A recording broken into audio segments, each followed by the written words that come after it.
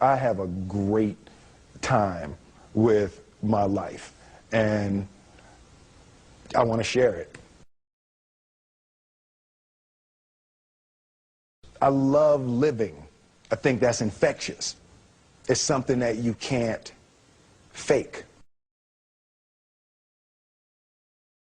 Greatness is not this wonderful, esoteric, elusive, God-like feature that only the special among us will ever taste. You know, it's something that truly exists in all of us. It's very simple.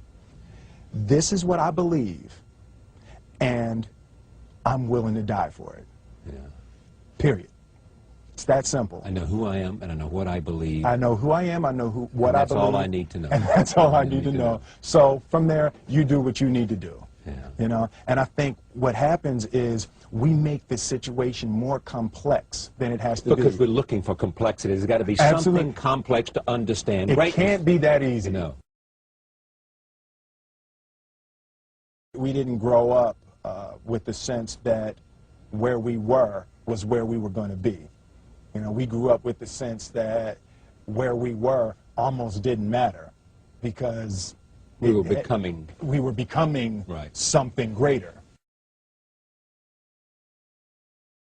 The separation of talent and skill is one of the greatest misunderstood concepts for people who are trying to excel, who have dreams that want to do things. Talent you have naturally. Skill is only developed by hours and hours and hours of beating on your craft. I've never really viewed myself as particularly talented. Where I excel is ridiculous, sickening work ethic. You know, while the other guy's sleeping, I'm working. While the other guy's eating, I'm working. There's no easy way around it. No matter how talented you are, your talent is going to fail you if you're not skilled. Mm-hmm. You know, if you don't study, if you don't work really hard and dedicate yourself to being better every single day, mm-hmm. you'll never be able to communicate with people, with your artistry, the way that you want. So the only thing that I see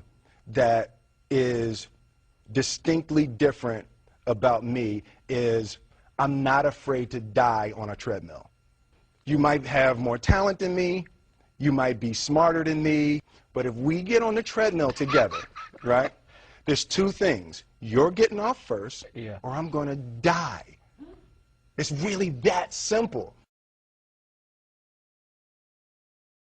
One summer, his dad tore down a brick wall on the front of his business and told 12-year-old Will and his 9-year-old brother to rebuild it, a job they said was impossible.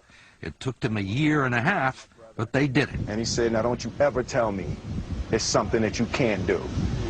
You don't try to build a wall. You don't set out to build a wall. You don't say, I'm going to build the biggest, baddest, greatest wall that's ever been built.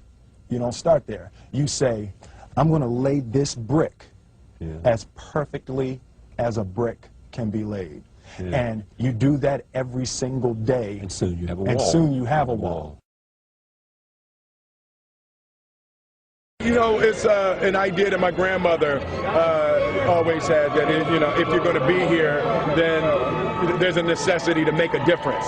She always instilled the responsibility, the spiritual responsibility that you have to make every group you come in contact with better. I want to do good. I want the world to be better because I was here. I want my life, I want my work, my family, I want it to mean something. And it's like, it has, if you are not making someone else's life better, then you're wasting your time. You know, like your life will become better by making other lives better. I want to represent an idea. I want to represent possibilities. I want to represent the idea that you really can make what you want. One of my favorite books is The Alchemist, Paulo Coelho, and I just believe that. I believe that I can create whatever I want to create.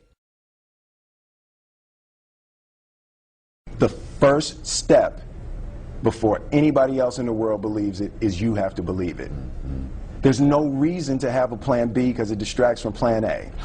I think that there's a certain delusional quality that all successful people have to have. You have to believe that something different than what has happened for the last 50 million years of history. You have to believe that something different can happen. Confucius said, he who says he can and he who says he can't are both usually right.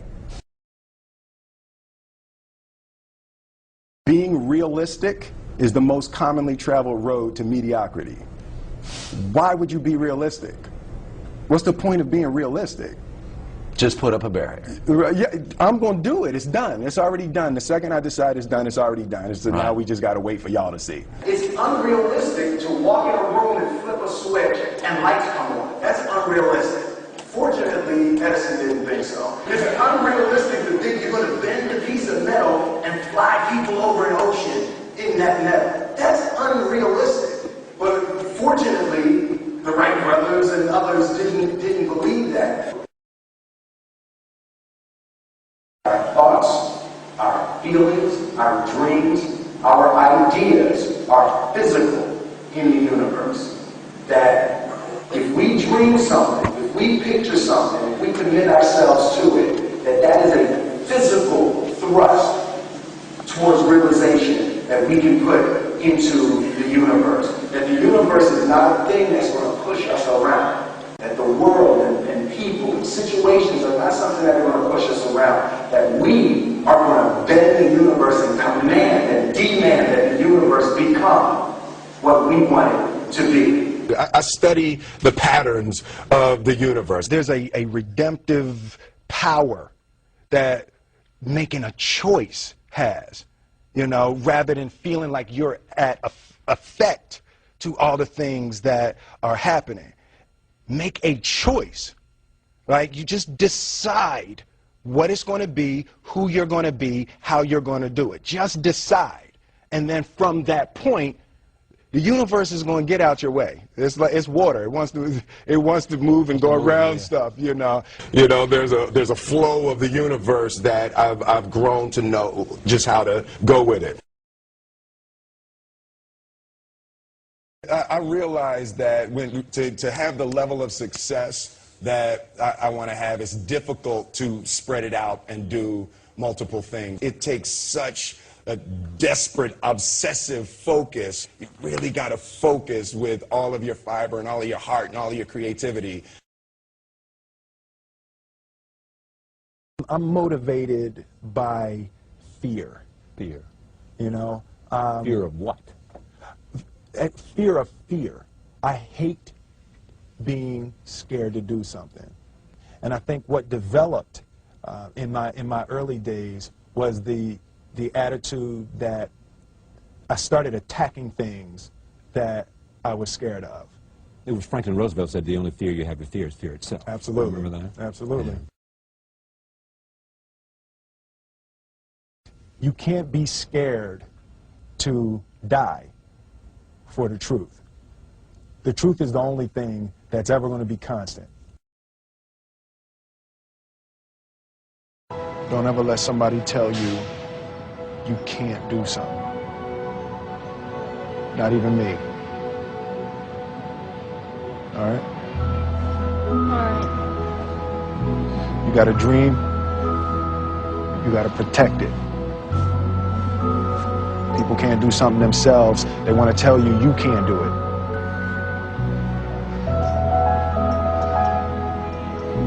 You want something, go get it. Period.